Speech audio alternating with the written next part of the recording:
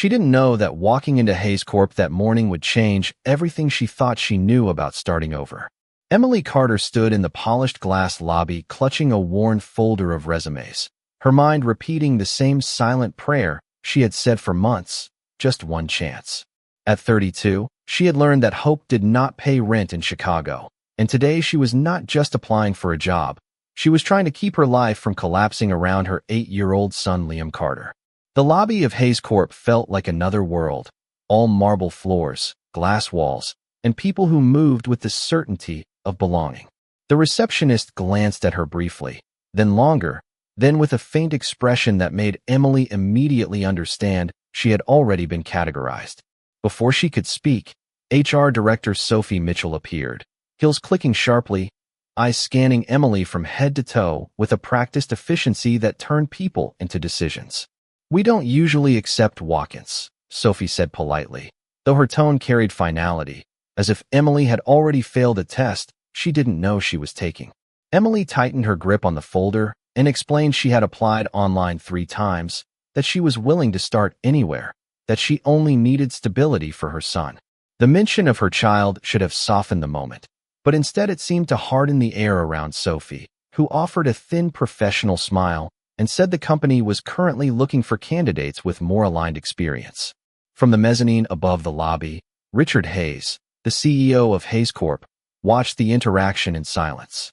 He was not supposed to be involved in entry-level hiring, but something about Emily's composure in the face of quiet dismissal made him linger longer than he intended. She did not argue, did not raise her voice, only nodded as if she had expected rejection before she even walked in. Sophie turned slightly, ready to end the conversation, but then Richard's voice came through the intercom system, calm and controlled, cutting through the polished indifference of the room. "Bring her up," he said simply. Sophie hesitated, unsure she had heard correctly. Richard stepped away from the glass railing, his gaze still fixed on Emily, as if he were reading something no one else could see. "Let me see her myself," he repeated, and in that moment the entire lobby seemed to shift without anyone fully understanding why. Emily looked up toward the mezzanine, unaware that the next 30 days of her life had just begun without her permission. Inside the glass office above, Richard Hayes remained still, watching her not like a candidate, but like a variable in a problem he had not yet solved.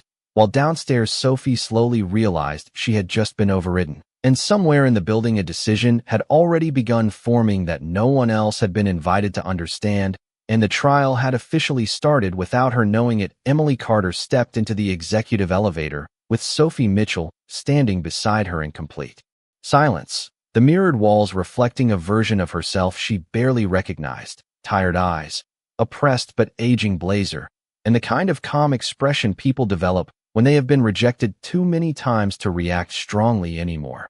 The doors closed smoothly, and the ascent toward the upper floors of Hayes Corp felt less like movement and more like judgment being delivered in stages. Sophie finally spoke without looking at her, saying that the CEO rarely intervened in initial screening decisions and that this situation was unusual, her tone remaining professional but carrying an edge of warning that made Emily more aware of how out of place she was in this environment.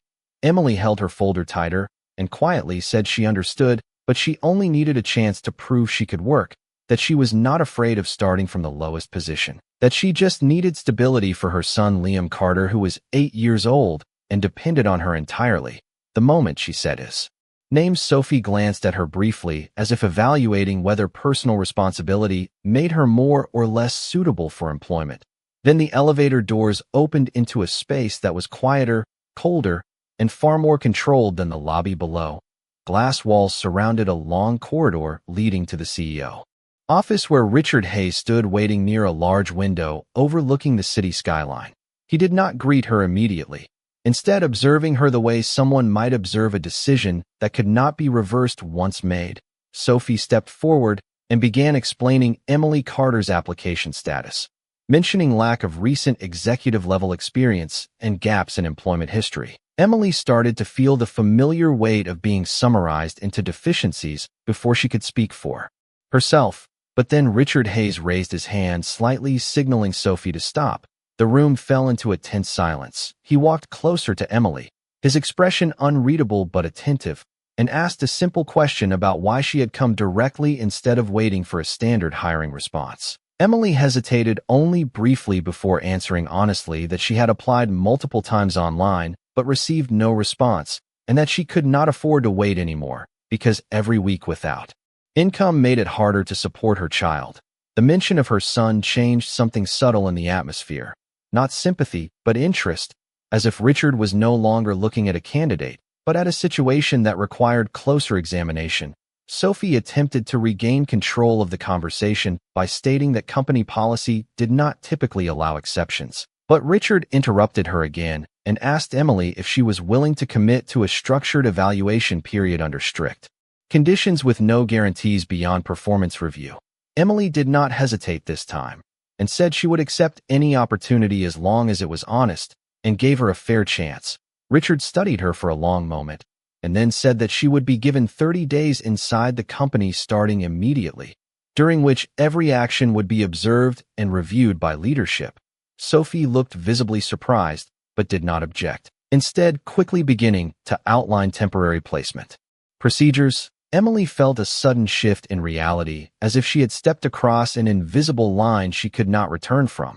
And as she stood there in the executive office under the city skyline, she noticed Richard Hayes had already turned slightly away, as if the decision was not the end of something, but the beginning of a test whose rules had not yet been fully revealed. The next morning inside Hayes Corp felt different for Emily Carter, not because the building had changed, but because she had, and the weight of what had been offered to her now felt heavier than rejection ever did. She arrived at the employee entrance 10 minutes early, holding the same folder of documents, as if it could still protect her from uncertainty.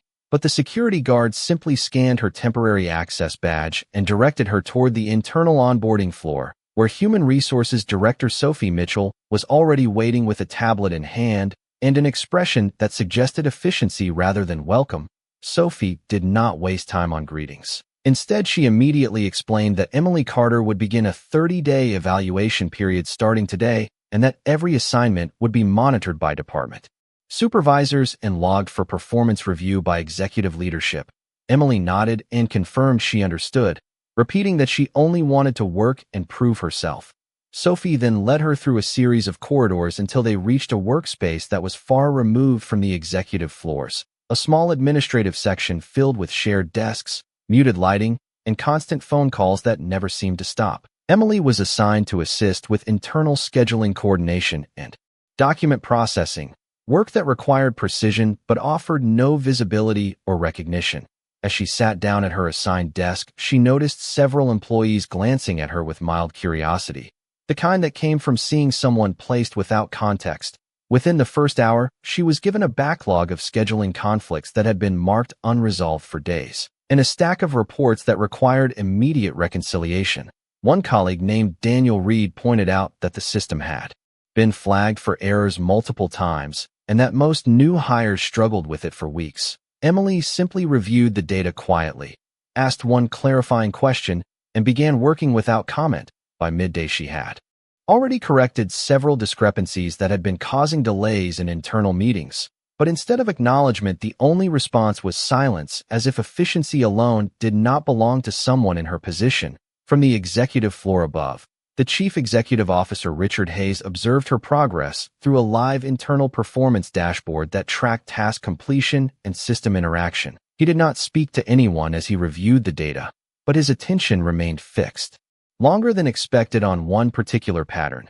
Emily Carter was not hesitating, not requesting help, and not creating friction within the system despite being placed in the lowest tier of operational support.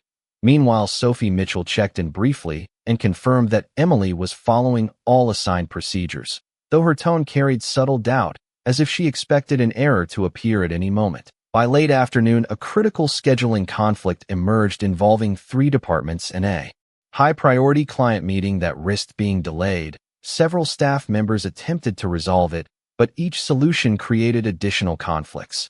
Emily reviewed the structure of the system for less than 10 minutes before suggesting a correction that rerouted multiple calendar dependencies simultaneously. Daniel Reed looked at her suggestion with skepticism, but entered it anyway. Within moments, the system stabilized and the conflict disappeared. There was no celebration, only a quiet pause. as if something unexpected had briefly interrupted the normal rhythm of the office. Emily returned to her desk and continued working as if nothing significant had happened. But on the upper floor, the chief executive officer leaned slightly closer to the monitor, his expression unchanged but his attention now fully engaged. Because according to the system logs, she had just solved a problem that senior coordinators had failed to resolve for 3 days, and it had taken her less than 10 minutes. And without telling anyone, Richard Hayes made a note to increase observation level on Emily Carter starting immediately, while downstairs Emily finished her shift unaware that her first day had already changed the way she was being seen by the only person in the building who had the authority to decide whether she stayed or disappeared from the system entirely by the second day inside Hayes Corp. Emily Carter began to notice something subtle that made the entire environment feel less like a workplace and more like a constant evaluation she could not opt out of. It was not that anyone was openly watching her, but rather that everything she did seemed to leave a trace in the system, every task, completion time, every system correction, every interaction logged and quietly reviewed somewhere above her reach. She arrived early again, this time without hesitation at the security gate, and the same temporary access badge granted her entry as if she had always belonged to a category that existed only on paper, inside the office floor she was assigned to. The atmosphere had already shifted slightly compared to her first day, not warmer, but more aware, as if the room itself had started recognizing that she was not performing the way she was expected to fail. Daniel Reed, the colleague who had initially doubted her, now watched her with a different kind of silence, the kind that comes after realizing someone is not reacting the way you predicted. Emily was given a new set of tasks that included reconciling delayed vendor reports and resolving internal scheduling inconsistencies that had been escalated overnight. The workload was intentionally distributed across multiple systems, each designed to create friction and slow down someone unfamiliar with the internal structure. Yet Emily worked through them with steady focus, not rushing, not hesitating, simply analyzing patterns and correcting them one by one as if she was reading a language she had seen before. By mid-morning, Sophie Mitchell appeared at her desk without warning, tablet in hand, and informed her that her performance from the previous day had been flagged as unusually efficient for someone in her position. Emily simply nodded and said she would continue following instructions as given. Sophie studied her for a moment longer than necessary before leaving without further comment, unaware that her report had already been escalated to the executive floor. Above them in the glass-enclosed office, Richard Hayes reviewed the updated performance analytics again, this time focusing not only on output, but on consistency under pressure. What he saw was not just competence, but pattern recognition that exceeded standard administrative training expectations. Emily Carter was not improvising. She was adapting too quickly to be inexperienced. Later that afternoon, a deliberate stress test was introduced into her workflow without announcement. A batch of conflicting data entries was fed into the system under the assumption that it would cause delays and require supervisor intervention. Within 30 minutes, Emily had identified the source of the conflict, isolated the corrupted entries, and restored system alignment without requesting assistance. Daniel Reed leaned back in his chair, watching her quietly as the rest of the team struggled to understand what had just been corrected so quickly. No one acknowledged it openly, but the atmosphere changed again, not into respect, but into uncertainty, because efficiency at that level did not match the profile they had been given, and uncertainty in a corporate environment always travels upward. By the end of the day, Sophie Mitchell submitted a preliminary report noting that Emily Carter was not behaving like a standard entry-level candidate, and recommended continued monitoring under executive oversight. When Richard Hayes read the report that evening, he did not reject it or approve it immediately. Instead, he stared at the section describing her performance during the system conflict resolution and remained silent for a long time, because according to every metric the company used to measure talent acquisition risk, Emily Carter should have struggled, should have made mistakes, should have requested guidance, but she had done none of those things. And as the office lights dimmed across the building and employees left unaware of the quiet evaluation taking place above them, the decision inside the executive office shifted from observation to suspicion, and without informing anyone, Richard Hayes extended the evaluation period in his system and added a new directive that no one else would see. To find out what Emily Carter was hiding before the 30 days ever reached their final point, the third morning inside Hayes Corp began with a silence that felt heavier than the usual corporate routine, as if the building itself had started anticipating Emily Carter's arrival. She entered through the employee gate with the same calm posture she had maintained since day one. But something subtle had changed in how people looked at her. Not openly, not directly, but in brief pauses of attention that disappeared the moment she noticed them. Emily reported to her assigned desk where a new set of tasks had already been prepared, more complex than the previous day, involving multi-department coordination logs, delayed financial reconciliations, and a system audit request that required cross-referencing data from multiple internal divisions. It was not said aloud, but the structure of the workload felt intentionally layered, as if designed to slow her down or expose inconsistency under pressure. Emily simply began working without comment, organizing the data step by step with the same steady focus she had shown before. From the executive level above, Richard Hayes reviewed her activity again through the internal monitoring system. But this time, he did not only observe output speed, he studied behavioral consistency, decision timing, and error correction patterns, and what he saw continued to challenge his initial assumption that she was simply an underqualified applicant performing above expectation. Because Emily Carter was not merely completing tasks efficiently, she was restructuring them mentally before execution, a pattern that suggested training or experience far beyond what her file indicated. Meanwhile, Sophie Mitchell entered the office floor mid-morning and discreetly informed the team that additional oversight protocols had been added to Emily Carter's evaluation, without explaining why. Daniel Reed overheard this and began paying closer attention to her workflow, noticing that she never asked for clarification on complex instructions and never repeated mistakes once corrected. By midday, a controlled internal test was introduced through the scheduling system, creating overlapping deadlines and conflicting departmental priorities intended to disrupt standard processing flow. Several employees became visibly frustrated attempting to resolve the issue manually, but Emily quietly isolated the conflict points and restructured the timeline logic within the system interface, restoring order without escalating the issue or requesting supervisory input. The correction was so seamless that for a brief moment no one realized the problem had already been resolved, until system notifications updated across all terminals simultaneously. Daniel Reed looked toward her desk with visible confusion, while Sophie reviewed the system logs in real time and immediately escalated the incident upward.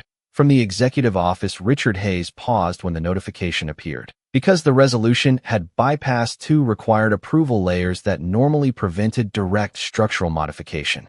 And yet the system showed no breach, only precision.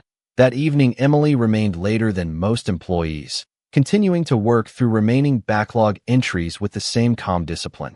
While above her in the glass-enclosed office, Richard Hayes reviewed a compiled report that now included 3 consecutive days of anomalous performance data, each entry reinforcing the same conclusion that she was either significantly more experienced than disclosed or operating with a level of skill that should not exist at her stated position. He leaned back from his desk for a long moment, staring at the city lights beyond the window, because at this point the evaluation was no longer about whether she could perform the job. It had become a question of what kind of person could perform it this well, without revealing anything about themselves. And as the building gradually emptied for the night, Richard Hayes made a second private adjustment in the system, increasing surveillance priority. Again, while Emily Carter left the office unaware that her presence had shifted from employee evaluation to controlled observation, and that someone at the highest level of the company was now actively searching for the truth behind everything she had not said by the 4th morning. The atmosphere inside Hayes Corp had begun to shift in a way that no formal report could fully capture. It was no longer just observation or quiet interest. It had turned into anticipation, as if multiple layers of the company were now waiting for the same unknown outcome. Emily Carter arrived earlier than usual, carrying nothing except her standard folder and a calm expression that had become her only consistent protection.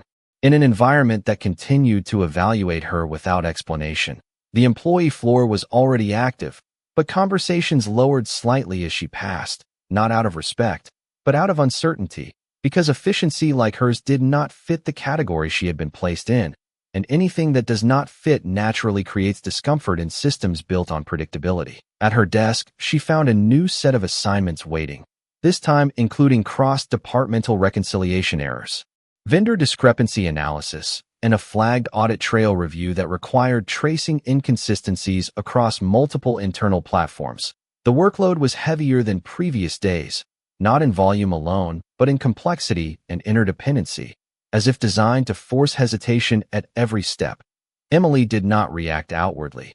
She simply began working, breaking down each problem into smaller logical segments and addressing them sequentially without interruption. From the executive floor above, Richard Hayes reviewed her updated performance stream in real time.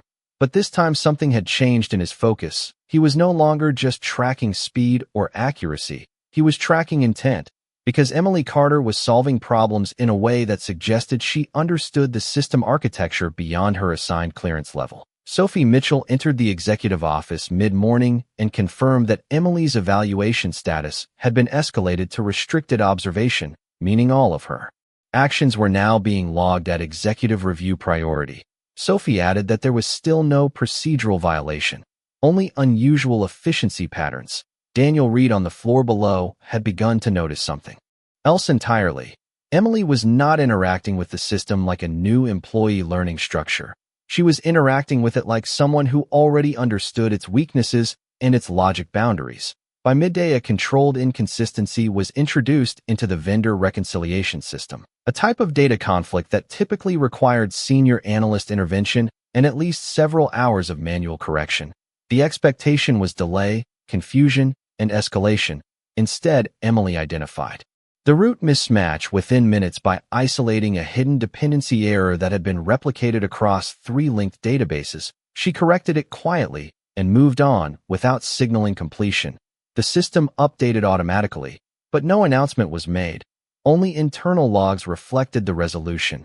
Daniel Reed stared at his screen for several seconds without speaking, while across the floor Sophie received the same system notification and immediately forwarded it upward with a short comment that simply read confirmation of continued anomaly behavior. In the executive office, Richard Hayes did not respond immediately. He replayed the system correction path twice, studying not just the result but the method, because what Emily Carter had done was not improvisation. It was structural understanding applied in real time under constraints that should have limited her visibility. Later that afternoon, another stress layer was introduced without public announcement, a scheduling cascade designed to break under conflicting priorities across departments. Within the system dashboard, Emily's name appeared repeatedly as the resolving agent across multiple nodes, each resolution executed without request for assistance or visible hesitation. And as the office floor continued its normal rhythm around her, unaware of the full scope of what was occurring, Richard Hayes closed the analytical report and leaned back in his chair for a long moment, because the data was no longer suggesting that Emily Carter was simply performing above expectation. It was suggesting that she was operating from a level of knowledge that the company had never officially assigned to anyone in her position. And as evening approached and employees began to leave, he made a final note in the executive log that would change the nature of her evaluation entirely, not as a candidate being tested, but as a variable that needed to be fully understood before the 30-day period reached its midpoint by the 5th morning inside Hayes Corp. The sense of controlled observation had become fully established at every level above Emily Carter's awareness. What had started as a simple 30-day evaluation had quietly transformed into a structured internal review that no longer behaved like standard onboarding. Emily arrived at the building at the same consistent time, carrying the same minimal belongings. But now she was no longer just passing through security and HR protocols. She was being silently tracked through multiple executive systems that recorded not only her output, but the logic behind every decision she made. On the employee floor, the atmosphere had become subtly divided. Some colleagues avoided looking at her entirely. Others watched her briefly before returning to their screens, as if unsure whether acknowledging her presence meant acknowledging something they did not yet understand. Emily was assigned a new operational task set that included live system reconciliation, real-time client data adjustments, and interdepartmental synchronization checks that normally required team oversight. The complexity had increased again, not in volume, but in dependency depth. meaning one incorrect. Adjustment could cascade across multiple systems, but Emily approached it with the same structured calm, reviewing the data relationships before making any adjustments. From the executive floor, Richard Hayes reviewed the live feed with increasing focus. Because Emily was no longer simply correcting errors, she was anticipating them before they fully formed in the system. Sophie Mitchell entered his office with updated status logs and confirmed that Emily Carter had completed 4 consecutive high-complexity tasks without escalation. She added that such performance consistency was statistically rare for an entry-level administrative placement. Daniel Reed on the floor below had begun to speak about her informally to other staff, not as a curiosity anymore, but as an anomaly, someone whose behavior did not match her assigned profile. By midday, a new controlled scenario was introduced into the system, involving simultaneous scheduling conflicts across 3 major departments with competing priority flags designed to force manual intervention. The expectation from HR was delay and confusion, but Emily resolved the conflicts by restructuring the dependency hierarchy rather than addressing each error individually, effectively stabilizing the system at its structural level instead of its surface level. The resolution triggered an internal alert at executive monitoring level that automatically escalated the incident to Richard Hayes's private dashboard. He studied the correction pattern carefully because it revealed something increasingly difficult to ignore. Emily Carter was not reacting to the system. She was reading it, and more importantly, she was predicting how it would fail before it did. Later that afternoon, Sophie Mitchell conducted a brief floor review and noted that employee sentiment toward Emily was shifting into uncertainty rather than dismissal, as coworkers were no longer sure whether she belonged in their category of role expectations. Meanwhile, Emily remained consistent in behavior, polite, quiet, and fully focused on her assigned work without attempting to draw attention. But at the executive level, the focus had shifted entirely away from output and toward origin, because Richard Hayes had now authorized a restricted background verification process, not as a formality, but as an attempt to understand how someone with no executive history, no visible corporate trajectory, and no known strategic background could operate with such precision inside a controlled enterprise system. As the day ended and employees began leaving the building, Emily completed her final task without error and left the office unaware that her file had been moved into a private executive review category labeled unresolved classification. While above her, Richard Hayes remained in the building longer than usual, staring at the system logs that now showed a pattern he could no longer explain through standard corporate logic. Because whatever Emily Carter was, she was no longer simply being evaluated for a job. She was being examined as a secret the company had accidentally uncovered and could not yet define. On the 6th morning at Hayes Corp, the atmosphere inside the building had changed in a way that could not be measured through official reports, because nothing in the system formally acknowledged what was happening, yet every floor, every department, and every conversation seemed to orbit around the same silent uncertainty. Emily Carter arrived at the employee entrance at her usual time, but today the security check felt slightly longer, not because of protocol changes, but because the guard was now checking her badge twice before allowing her through. Inside the building, Sophie Mitchell was already waiting near the operations floor, her expression controlled but noticeably more focused than before. She did not offer routine instructions this time. Instead, she informed Emily that her evaluation status had been upgraded to executive-level review, meaning her performance data was now being directly monitored by senior leadership in real time. Emily acknowledged the information calmly and proceeded to her desk without asking further questions. But for the first time, she noticed that the surrounding environment felt different, not in structure, but in attention, as if invisible pressure had increased without any visible source. On the executive level, Richard Hayes was already reviewing a consolidated report that included behavioral patterns, system efficiency metrics, and anomaly detection flags linked to Emily Carter's activity across the past several days. What stood out most was not a single action, but the consistency of outcomes that should not have been possible at her assigned level. Sophie entered his office shortly after and confirmed that multiple departments had independently reported similar observations, stating that Emily Carter was resolving structural inefficiencies within the system without requiring escalation or guidance. Daniel Reed on the floor below had begun openly discussing her capabilities with other staff. Though no one could agree on a clear explanation, some believed it was advanced training hidden in her background. Others believed it was coincidence. But none of the explanations fully matched the data being recorded. By midday, a new controlled scenario was introduced into the internal system, this time involving a simulated high-priority client integration conflict designed to test response time under pressure. The expectation was that Emily would either escalate or make procedural errors. Instead, she identified the core system mismatch within minutes and corrected it at the dependency level, preventing the issue from propagating further across the network. The resolution triggered an automatic executive alert that bypassed standard reporting channels and appeared directly on Richard Hayes's private interface. He did not react immediately, but remained still as he studied the sequence of actions, because what he was seeing no longer resembled entry-level performance. It resembled system design understanding. Later that afternoon, Sophie Mitchell attempted to reclassify Emily's role parameters, but found that multiple system fields had already been locked by executive override, meaning the evaluation process had been permanently escalated beyond standard HR control. On the employee floor, the reaction remained quiet, but noticeable. Conversations stopped when Emily passed, not out of hostility, but out of recalibration, as people tried to understand what category she belonged to now. Emily continued working through the day without acknowledging the shift in attention, completing her assigned tasks with the same calm precision as before. But as evening approached and the building began to empty, Richard Hayes remained in his office longer than usual, reviewing every recorded interaction from the past 6 days in sequence.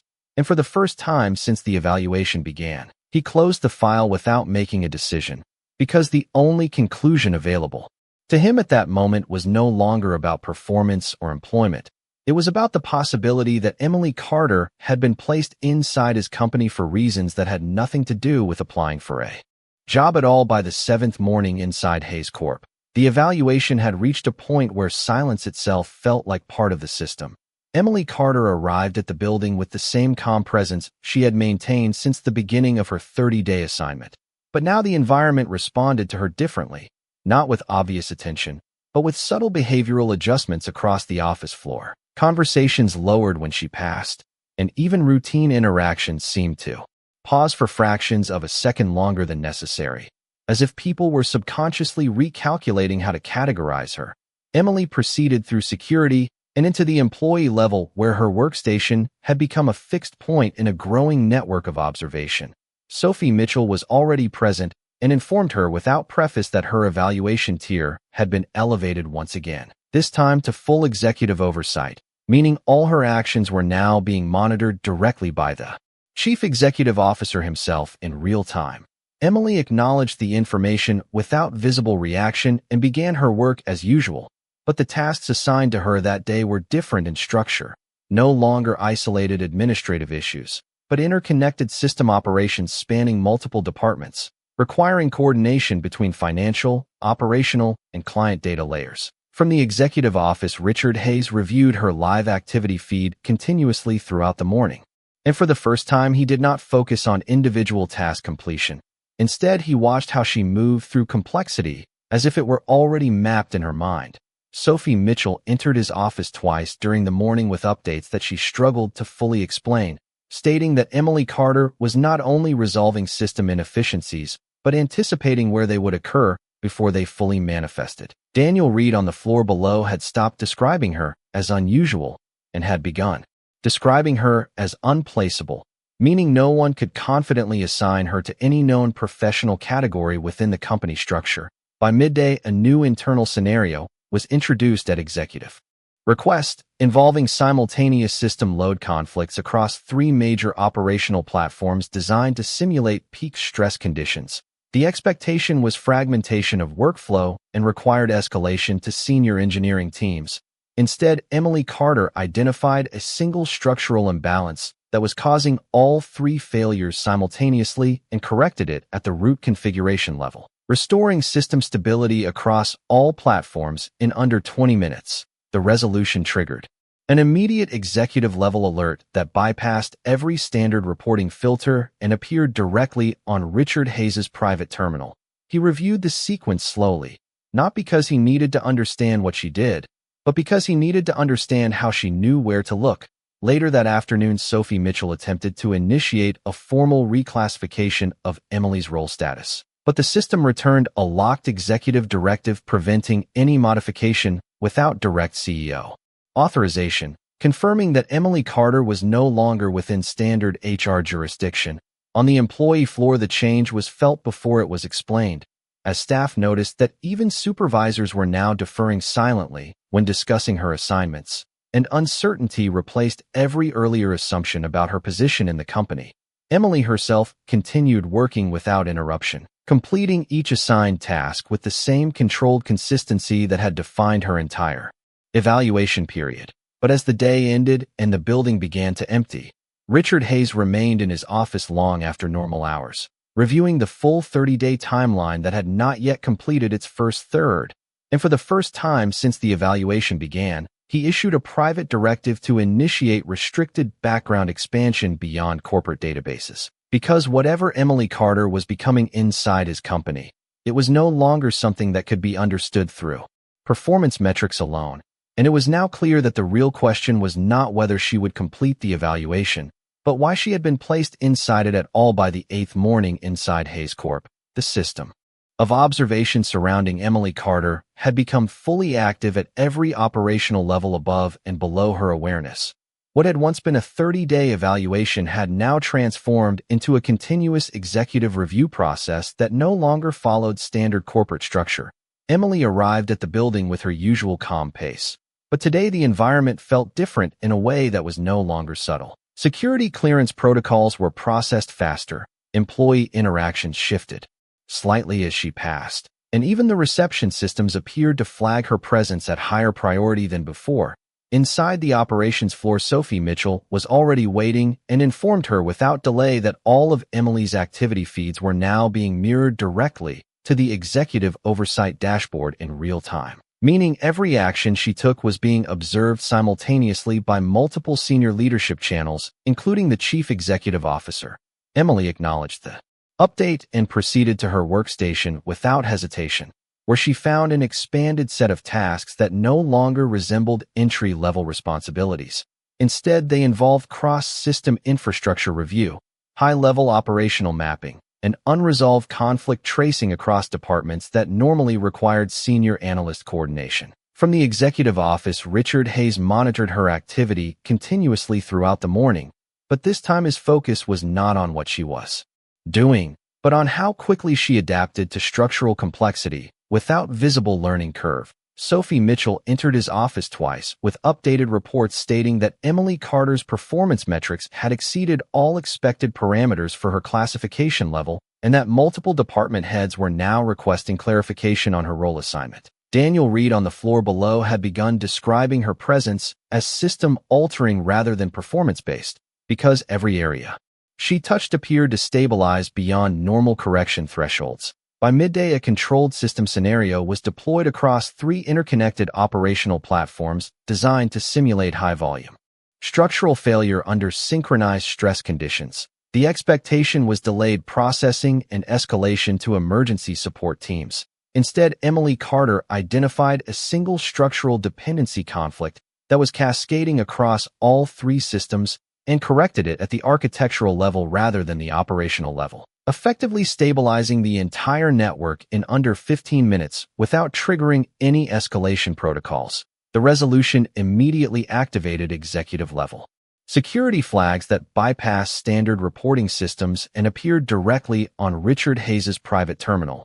He reviewed the full correction sequence multiple times, not because he doubted the outcome, but because the decision path she used did not match any known internal training model within the company. Later that afternoon, Sophie Mitchell attempted to initiate formal limitation protocols on Emily's access level, but discovered that her profile had already been locked under executive directive, preventing any modification without direct chief executive officer authorization, confirming that Emily Carter was now operating outside standard corporate classification boundaries. On the employee floor, the reaction remained silent, but visibly shifted, as conversations about her stopped being speculative and became procedural uncertainty. Because no one could explain why someone at her level was being observed by executive systems in real time, Emily continued her work without acknowledging the shift in attention, completing each assignment with the same controlled precision as before. But as the day concluded and the building began to empty, Richard Hayes remained in his office reviewing the full progression of her activity since the first day. And for the first time, he stopped analyzing performance and began analyzing intent. Because the pattern no longer suggested a candidate being evaluated for employment, it suggested a hidden structure operating inside the system itself. And without informing anyone in the company, he authorized a restricted external inquiry that extended beyond corporate records. Because at this stage, the only remaining question was no longer whether Emily Carter was qualified, but whether the company had unknowingly placed someone inside its walls who was never meant to be evaluated in the first place. By the ninth morning inside Hayes Corp, the structure of observation surrounding Emily Carter had evolved into something far more advanced than a standard corporate evaluation.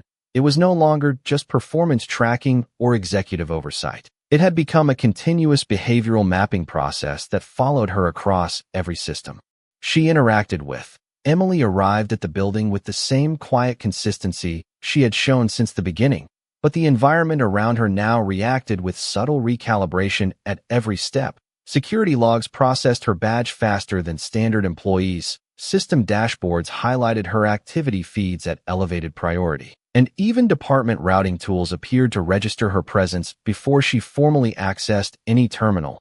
Inside the operations floor, Sophie Mitchell informed her that all of her system interactions were now being duplicated directly into a restricted executive analysis layer controlled exclusively by the chief executive officer, meaning every action she performed was no longer just being reviewed, but studied in real time for pattern origin and decision logic. Emily acknowledged the update without hesitation and proceeded to her assigned tasks, which had once been administrative in nature but were now fully structural, involving interdepartmental system architecture review, unresolved dependency tracing, and cross-platform synchronization mapping that normally required specialized engineering oversight. From the executive office, Richard Hayes observed her activity through multiple live data streams simultaneously. But unlike previous days, he was no longer focused on efficiency or output speed. Instead, he was studying decision architecture, because Emily Carter was consistently choosing optimal structural paths without visible trial or correction cycles. Sophie Mitchell entered his office mid-morning with a report that confirmed multiple department heads had independently escalated concerns about Emily's classification, stating that her current role designation no longer matched her operational output.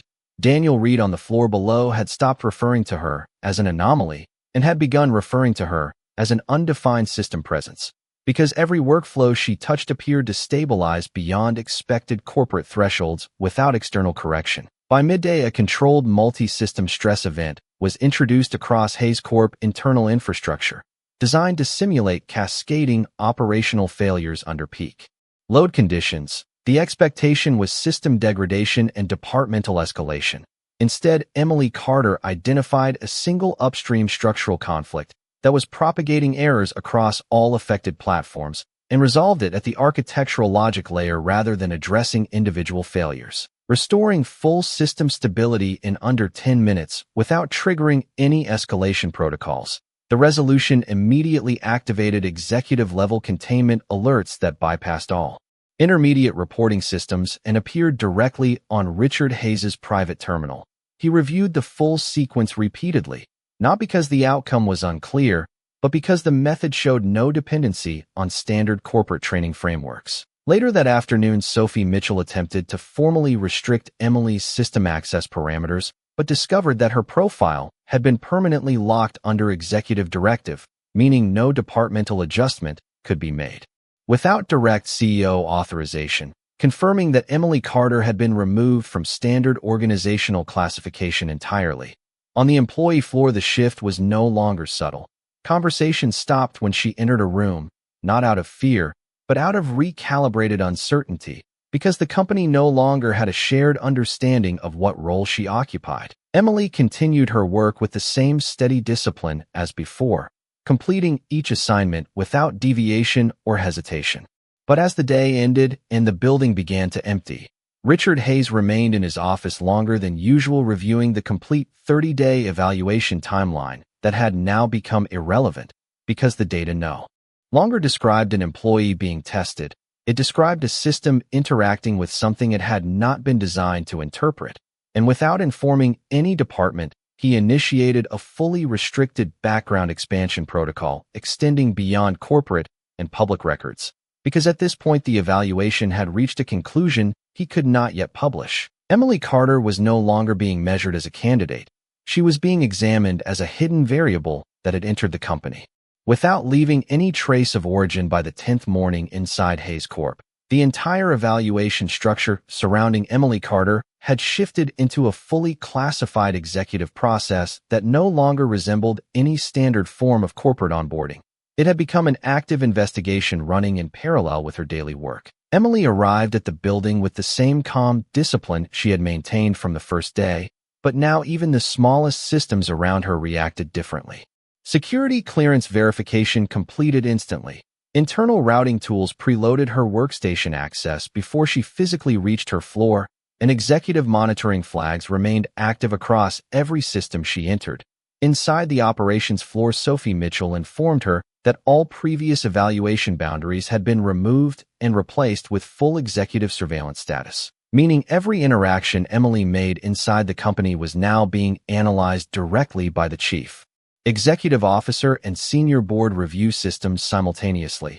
Emily acknowledged the update without visible reaction and proceeded to her workstation, where her task load had again increased in complexity, now involving full system architecture review requests, unresolved cross-platform dependencies, and high-priority structural validation tasks that normally required engineering department authorization. From the executive office, Richard Hayes reviewed a continuously updating behavioral model generated from Emily's activity data, but the results no longer aligned with any known employee classification because Emily Carter was not showing learning progression.